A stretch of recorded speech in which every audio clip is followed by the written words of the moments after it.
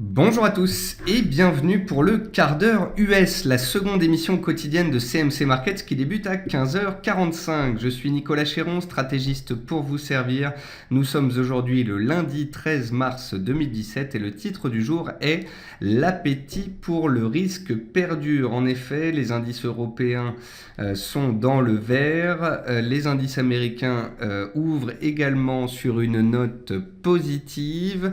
On a une stabilisation du dollar américain, stabilisation de l'or, stabilisation de l'argent, stabilisation de l'euro, stabilisation du pétrole. Nous avons des grands rendez-vous cette semaine. Mercredi, nous avons rendez-vous avec la Fed. Mercredi, il y a les élections en Hollande dont on aura les résultats jeudi. Jeudi, nous avons rendez-vous avec la Banque du Japon, avec la Banque d'Angleterre.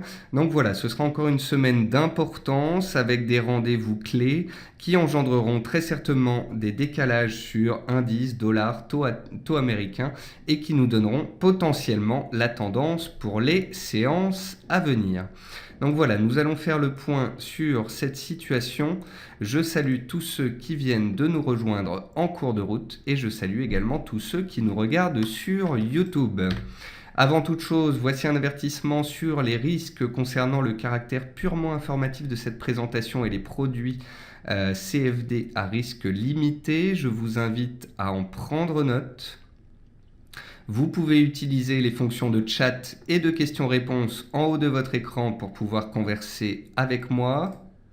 Dans cette émission, nous verrons ensemble les dernières actualités intraday sur les actions européennes, les statistiques et le chiffre du jour, les actualités aux États-Unis, une figure graphique reconnue par la plateforme de CMC Markets et bien évidemment, je répondrai à vos questions tout au long de cette émission.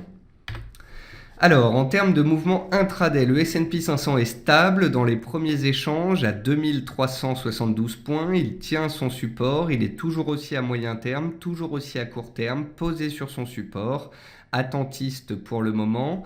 Le CAC 40 se réinstalle au-dessus des 5000 points, toujours soutenu. On a donc de l'appétit pour le risque des investisseurs pour les actifs risqués, que sont notamment les indices et les actions.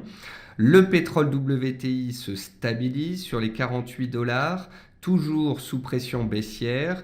Il baisse depuis une semaine à peu près, depuis qu'il a échoué sous ses plus hauts annuels à 54 $. Depuis, il est dans une correction baissière et on attendra un éventuel chandelier de retournement pour éventualiser donc un scénario de rebond.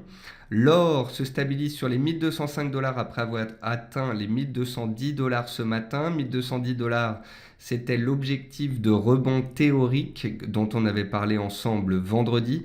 Vendredi, on avait fait 1195 $. On avait vu qu'une réaction pouvait avoir lieu sur cette zone de prix. On est remonté sur 1210 $ ce matin et puis maintenant, on se stabilise.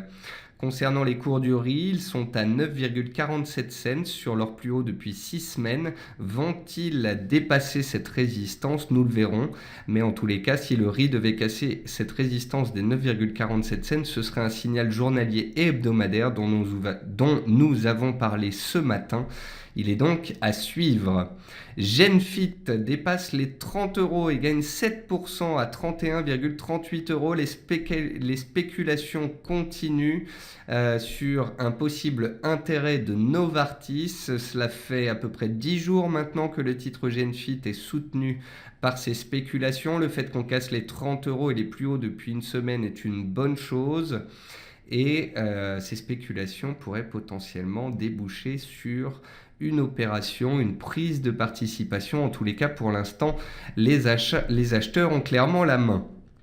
On notera une superbe rupture de MM20 jours sur la fève de cacao à 1990 $. On avait vu ensemble que la fève de cacao était en train de se stabiliser sur ses plus bas annuels, qu'il fallait casser la MM20 jours pour pouvoir rebondir. La MM20 jours a été cassée, on accélère à la hausse. Un triple bottom est en train de prendre forme. Et donc, de ce fait, les acheteurs prennent la main à court terme et un scénario de rebond pourrait se développer. Et puis, AUD-NZD, cette paire du Forex croisé que l'on a suivi depuis 15 jours. J'avais écrit une analyse dessus expliquant qu'il y avait une résistance majeure à 1,0750. On gagne 200 pips désormais depuis la rupture de cette résistance. Les acheteurs ont et gardent la main. Le support de court terme est à 1,0850. Et tant qu'on est au-dessus, eh bien, les risques restent haussiers. Côté meilleure et moins bonne performance de l'Eurostoxx 50, dans les plus fortes hausses du jour, on notera Carrefour qui rebondit après avoir été sous pression la semaine dernière suite à la publication de ses résultats. On notera des reprises également sur des titres un petit peu défensifs comme Air Liquide, comme Saint-Gobain. Dans les baisses du jour, on notera BNP Paribas en queue de peloton ainsi que Vivendi. BNP Paribas qui est sous pression car, comme je vous l'ai dit ce matin, la société pourrait être prise dans un scandale concernant le Libor. Côté statistique, on a eu la production industrielle en Italie qui est ressortie en baisse de 2,3% contre des attentes à moins 0,6%. Le chiffre du jour, eh bien écoutez, j'avais choisi les 30 euros. C'était le seuil psychologique en euros que doit dépasser Genfit pour éventuellement accélérer à la hausse, soutenu depuis une semaine par des rumeurs d'un intérêt de Novartis pour la biotech française.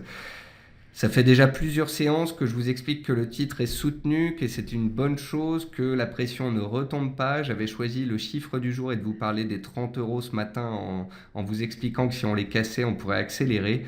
Eh bien écoutez, ça a été fait tôt ce matin, dans la matinée, les 30 euros ont cassé. Et le titre a accéléré autour des 31,30 euros.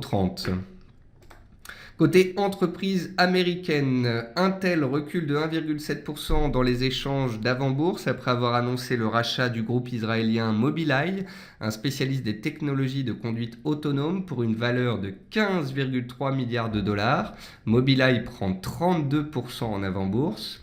Herbalife gagnait 3,2% en avant-bourse après l'annonce d'une augmentation de la participation de l'investisseur activiste Carl Icahn, portée à 24,57%. Starbucks a contesté vendredi une étude selon laquelle son récent geste en faveur des réfugiés aurait pesé sur ses activités. Je vous en parlais vendredi. Et puis enfin, Norwegian Cruise pourrait gagner 25% en raison de la popularité croissante du croisiériste aux États-Unis et en Chine, lit-on dans le journal américain Barron's. Dans les meilleures et les moins bonnes performances du S&P 500, on notera que les valeurs du secteur beauté et luxe étaient recherchées vendredi. Ulta Beauty gagnait 4,62% et inscrivait un nouveau plus haut annuel. Estée Lauder dans le même secteur était recherché. Et dans les baisses, on notera S-Corp qui baissait, un spécialiste du pétrole. Et puis la plus forte baisse, moins 4,25%, était pour Transdigm Group Incorporate, un spécialiste de l'aérospace. Le titre a baissé ces dernières séances et est venu fermer un gap à 230 $. On verra s'il arrive à prendre appui sur ce seuil ou bien s'il le casse. Et puis enfin, une figure graphique reconnue par la plateforme de CMC Markets, ici sur un CFD à risque limité sur Technicolor, en données 4 heures. On a un triangle ici qui est noté 4 sur 5. Le triangle apparaît avec une borne haute autour des 4 euros, un seuil psychologique d'importance. Donc ici, vous voyez bien que le titre Technicolor était sous pression depuis plusieurs semaines. Fin février, il avait baissé fortement, puis il s'était repris dans la foulée et s'est stabilisé sous les 4 euros. Si on sort par le haut, qu'on accélère au-dessus des 4 euros, on pourrait avoir une reprise haussière. Si au contraire, on casse et on accélère sous les 3,90, les vendeurs reprendraient la main. Donc sortie de cette figure à suivre dans les heures et séances à venir. On va passer sur la plateforme de CMC Markets. Et on va passer donc en revue les différentes classes d'actifs. Ici, vous voyez très simplement le DAX. Le DAX qui est dans une parfaite tendance haussière de moyen terme, parfaite tendance haussière journalière et une consolidation à plat depuis à peu près 10 jours. C'est la même chose sur le CAC, sur le S&P 500, sur le DAX. J'attends donc très clairement une sortie de cette zone de consolidation, étant donné que ce sont les bancaires surtout qui sont recherchés. Ne vous étonnez pas de la surperformance du CAC 40 par rapport au DAX. Quand on regarde le CAC 40 depuis 10 jours, il est au-dessus de ses plus hauts annuels, à proximité de nouveaux records, presque sur ses plus hauts annuels. Il est donc plus fort que le DAX. Et ça, c'est dû, je pense, à la surperformance du secteur bancaire. N'oubliez pas que dans le CAC 40, on a une prépondérance du secteur bancaire, alors que ce n'est pas du tout le cas dans l'indice allemand, le DAX. Et puis enfin, le S&P 500, l'indice américain, comme je vous l'ai dit jeudi dernier, comme je vous l'ai dit vendredi dernier, comme je vous l'ai redit ce matin, l'indice américain est haussier à moyen terme, haussier en données journalières, mais sur les dernières séances, il est quand même sacrément neutre. Contrairement au DAX et au CAC qui ont tenté de relancer à la hausse et de dépasser leur plus haut annuel, le S&P 500 est encore à 1% de ses records. Il est attentiste, il y a autant de chances qu'il consolide à la baisse après 4 mois de hausse qu'il parte à la hausse dans le sens de sa tendance. Et donc je préfère rester dubitatif, prudent, attentiste en vue de la suite d'une cassure à la hausse ou à la baisse de la dynamique en place. Pour l'instant, la dynamique est haussière à moyen terme, haussière en journalière, et on verra dans les séances à venir si les acheteurs arrivent toujours à garder la main. Concernant les matières premières, notamment l'or et l'argent, comme je vous l'ai expliqué ce matin, ce n'est pas parce qu'on a eu un chandelier de stabilisation vendredi qu'on va se retourner à la hausse si facilement. Vendredi, on a eu un chandelier de stabilisation sur les cours de l'argent qui ont tenté de rebondir aujourd'hui, mais rapidement les vendeurs ont repris la main. C'est la même chose sur l'or. Les cours de l'or et l'argent sont baissiers sur les 2 dernières semaines. Ils se stabilisent depuis vendredi. On devrait, je pense, rester dans les bornes actuelles jusque mercredi. Et mercredi, en fonction non pas de la hausse de taux, mais surtout des prévisions de hausse de taux de la Fed, eh bien, on verra quel tempo est donné pour la suite, notamment sur les métaux précieux. Concernant le blé, je vous ai dit ce matin qu'on avait un double échec de moyen terme sous résistance et qu'il y avait des risques de baisser désormais. On a cassé les 420 cents, ce n'est pas une bonne chose. Les vendeurs ont la main depuis une semaine. Donc là, on a bien l'impression qu'un point haut de moyen terme a été inscrit il y a une semaine, travaillé le mois dernier également. Ça ne passe pas, ça correspond à une zone de support qui est devenue résistance. Et les vendeurs gardent la main sous cette zone de prix. C'est la raison pour laquelle on baisse désormais. Ensuite, la fève de cacao, magnifique, plus forte hausse des matières premières agricoles. Donc la fève de cacao, elle avait fait un test des 1870, puis elle était bien partie à la hausse. Ensuite, ça fait été un peu décevant puisqu'on était revenu chercher travailler les plus bas, puis faire un nouveau record à la baisse.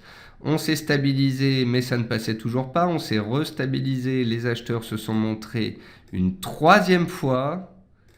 1, 2 et 3. Et enfin, par la suite, les acheteurs ont pris la main et tentent d'engendrer un retournement de tendance à la hausse. Donc là, on a une rupture de tendance baissière. On a un triple bottom et on a une cassure de la MM 20 jours, la moyenne mobile à 20 jours. On va mettre la moyenne mobile à 20 jours que je puisse vous la montrer. La voici. Et donc vous voyez, on avait bloqué ici sur la MM20 à plusieurs reprises, bloqué ici, bloqué là. Et là, enfin, on la passe pour de bon. Donc là, on a une rupture de tendance baissière, un triple bottom, une sortie par le haut. Tant qu'on est au-dessus des 1930, les acheteurs gardent potentiellement la main et un rebond pourrait intervenir sur cet actif. Même chose sur les cours du riz. Enfin, regardez, entre le temps de l'émission, de sa préparation et le temps que je vous en parle, après je vous en ai parlé toute la semaine, hein, donc ne venez pas me dire que c'est trop tardif. Le riz était dans une compression depuis 3 semaines. Il en sort par le haut enfin aujourd'hui. On casse donc une oblique de tendance baissière qui passait par tous les plus hauts depuis mai dernier. On casse un range par le haut. C'est une superbe configuration de retournement à la hausse qui est en train de se valider ce jour. Alors bien évidemment, si en fin de séance, on revient clôturer sous les 9,47, il y a invalidation des perspectives haussières, mais tant qu'on est au-dessus des 9,47 en cours de clôture, on a cassé la dynamique baissière et les acheteurs pourraient tenter de reprendre la main pour remonter vers les 9,80, voire les 10,40, voire plus. Ça fait plusieurs mois que les cours du riz stabilisent sur cette zone de prix. On a touché une fois, deux fois, trois fois, quatre fois, cinq fois, six fois. Et là, de nouveau, les acheteurs tentent quelque chose. Je pense qu'il sera très intéressant de suivre cet actif dans les séances à venir. Concernant les devises, on avait beaucoup parlé ensemble ces derniers temps de la paire AUD-NZD. L'AUD-NZD a cassé sa résistance de moyen terme à 9,50. On est dans une belle tendance haussière matérialisée par un canal haussier que voici. On a touché la borne haute la semaine dernière, on a consolidé à plat et là on continue de grimper à l'intérieur de ce canal. Je vais le retracer comme il se doit. Voici. Hop. Et hop. Voilà. Là, on a un beau canal haussier. On monte, on consolide, on monte, on consolide. Donc, on grimpe encore. Tant qu'on est dans ce canal haussier, les acheteurs ont la main et on peut continuer de grimper. Et ce, jusque nouvel ordre. Concernant l'euro-dollar, comme je vous l'ai expliqué en début de séance, même s'il a bien rebondi, qu'il est bien résilient ces dernières séances, le dollar s'est repris ce jour et engendre une consolidation de la monnaie unique. On verra dans les séances à venir ce qu'il en est. Concernant l'euro, j'aime bien penser que tant qu'on est en dehors du range 1,05, 1,0630, les acheteurs ont la main et on peut tenter d'aller plus haut. Pour moi, on est monté pendant 2 séances très vite et encore ce matin, c'est la raison pour laquelle on consolide désormais. Mais tant qu'on est au-dessus des 1,0630, on peut théoriquement tenter d'aller plus haut. Si bien évidemment on réintègre les 1,0630, les risques baissiers de retour vers 1,05 seraient violents. On verra cela mercredi. Mercredi, les taux américains devraient être a priori montés. Ça, ce ne serait plus une surprise. Par contre, nous verrons si cela fait monter le dollar ou non. Ce qui compte, encore une fois, ce n'est pas de savoir si les taux vont être montés ou pas. Ce qui compte, c'est de voir si, malgré une hausse de taux, le dollar devait monter ou baisser. Est-ce que le dollar va réussir à monter avec une hausse de taux ou est-ce qu'au contraire, il va consolider ? Car comme je vous le rappelais vendredi dernier, c'était les NFP, on avait un très bon chiffre du chômage. Ça renforçait le scénario d'une hausse de taux aux États-Unis. Et malgré tout, le dollar ne montait pas. Il a baissé vendredi, puis enfin il s'est stabilisé ce jour. Donc je suis très attentiste sur ce scénario-là. Hausse de taux très possible aux États-Unis, la réponse est oui. Est-ce que ça va faire baisser l'euro et l'or? Ça, je n'en suis pas certain. Voilà. Ensuite, j'ai Pascal qui me dit, pourriez-vous me dire ce que vous pensez de EDF et de Solocal? Alors écoutez, EDF, c'est très simple, c'est baissier à moyen terme et à long terme. Il n'y a pas grand-chose à vous dire là-dessus. On est sur des nouveaux plus bas historiques. EDF a cassé les 8 euros. Tant qu'on est sous 8 euros, c'est baissier. C'est une configuration dégradée. Les fondamentaux sont mauvais. La société perd de l'argent. Donc voilà, EDF, c'est baissier et ce, jusque nouvel ordre. Concernant Solocal, ça fait longtemps que je ne l'ai pas regardé. Je ne saurais pas trop vous dire ce que je pense du dossier. C'est très spéculatif, c'est un dossier très particulier et pour l'instant, il n'y a pas de configuration en chandelier qui m'invite à privilégier la hausse ou la baisse. Je suis très attentiste sur Solocal, c'est un dossier que je n'ai pas regardé depuis un certain temps et sa lecture me semble très complexe. Si des bonnes nouvelles ou des mauvaises nouvelles apparaissent, c'est un titre qui peut gagner ou perdre 30%, mais il est difficile d'anticiper la suite. Paul me dit, avez-vous un avis sur Vallourec? Alors Vallourec, on va regarder ça. Vallourec, c'est pas évident. En fait, on a eu un point bas l'année dernière en février. On a eu une remontée de 2 euros à 7,50 euros. Donc magnifique. Ensuite, on a eu une accélération des cours au-dessus des 5 euros. Je vous avais écrit d'ailleurs une analyse à ce sujet-là. Ensuite, je vous ai écrit une autre analyse pour vous dire qu'on était dans un biseau ascendant et que si on en sortait, on pouvait connaître une correction. Le biseau ascendant, il était ici, on en est sorti par le bas, on a corrigé. Et là, on revient sur la zone de support de moyen terme, les fameux 5 euros. Si et seulement si le pétrole arrive à se stabiliser, les résultats de l'entreprise par la suite sont bons, qu'on arrive à se maintenir au-dessus des 5 euros, une nouvelle jambe haussière pourrait potentiellement se réinscrire et on pourrait tenter de redémarrer à la hausse. Mais ces 2 dernières semaines, le pétrole est sous pression, à la baisse. Vallourec a chuté après ses résultats. Donc en l'état, pour l'instant, c'est une tendance baissière qui est en place. Je vous invite à tracer une oblique qui couvre les cours, qui couvre la baisse. Tant qu'on est sous cette oblique, on peut continuer de baisser, on peut casser les 5 euros, on peut aller en dessous. Et si à un moment donné, on a un chandelier de retournement intéressant, alors je vous en parlerai. A priori, quand je regarde la configuration en cours, je trouverais très intéressant qu'on casse les 5 euros parce que c'est un beau support qui a été très travaillé, qu'on aille nettoyer sous le support pour sortir un peu tous les acheteurs. Et si on devait revenir sur cette oblique de moyen terme qui passe par tous les plus bas et qu'on devait revenir ici dans la zone des 4,50, 4,80, là, ça pourrait être intéressant. Si le titre baissait jusque cette zone de prix, puis que ici, il faisait une configuration de retournement à la hausse, là, ça pourrait être intéressant de le suivre. Pour l'instant, on a eu un mouvement haussier, on est dans un mouvement baissier jusque nouvel ordre. Et donc, en l'absence de rupture de cette oblique ou de chandelier de retournement, je préfère rester très prudent. Voilà, sur ce, c'est la fin de cette émission. On a fait le tour des marchés. C'est plus ou moins calme en ce début de semaine. Peu de statistiques économiques, peu de fondamentaux. On a rendez-vous avec la Fed mercredi. On aura aussi les stocks de pétrole mercredi. Jeudi, les élections en Hollande. Pour l'instant, la tendance reste haussière sur les indices. Sur le pétrole, on reste baissier sous pression. Sur l'or et l'argent, on se stabilise. Sur l'euro, on prend des bénéfices après le rebond de fin de semaine dernière. Et on attend, je pense, de pied ferme la politique monétaire américaine. Voilà, sur ce, je vous souhaite à tous une bonne après-midi, une bonne fin de journée. Marc me dit que le son était meilleur en deuxième partie d'émission. Je pense que ça doit dépendre de notre provider internet, de la bande passante. J'espère que c'était bien compréhensible. Je vous souhaite à tous une bonne après-midi, une bonne soirée et je vous retrouve demain matin à 10h tapante pour la matinale. Au revoir à tous.